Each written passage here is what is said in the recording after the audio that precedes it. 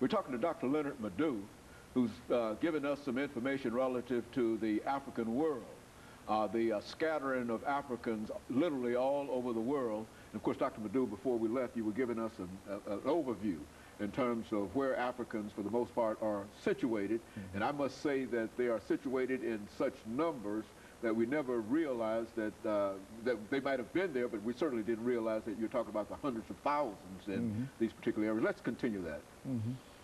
Well, how are these Africans treated, you know, in the countries where they currently reside mm-hmm. in terms of political and, you know, social order? Mm-hmm. For example, let's take the case of Dominican Republic. Okay. Mm-hmm. Take the case of a guy called Jose Francisco Peña Gomez.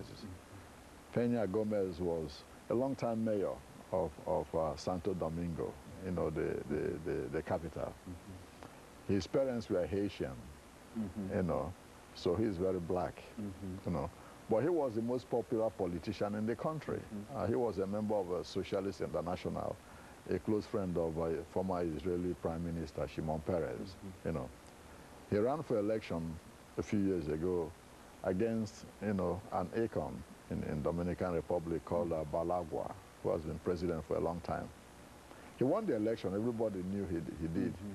But because they didn't want a black president, mm-hmm. you know, they rigged the election mm-hmm. against him. 4 years later, he ran against a nobody in Dominican politics, mm-hmm. you know, called Leonel Fernandez. Mm-hmm. Everybody knew that Peña Gomez won, mm-hmm. but they rigged it mm-hmm. to prevent him because of his skin mm-hmm. of becoming president of the country. Mm-hmm. Mm-hmm. So in a country even like the Dominican Republic, that's predominated by blacks and mestizos. Mm-hmm. Yeah, the mestizo elite still looks down on the blacks. Mm-hmm. You know, in the Spanish colonies, you know, the mixed mm-hmm. blood, they call them mestizos, or the British call them mulattoes. Mm-hmm. Mm-hmm.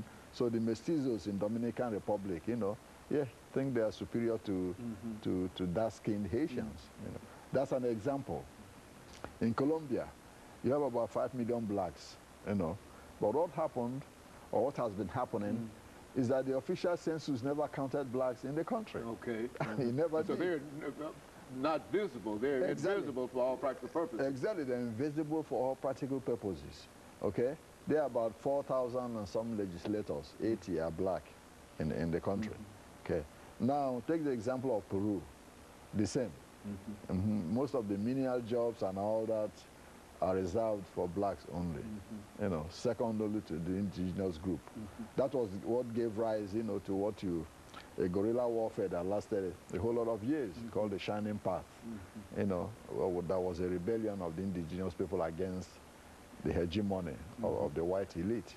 Mm-hmm. Mm-hmm. You go to Ecuador, this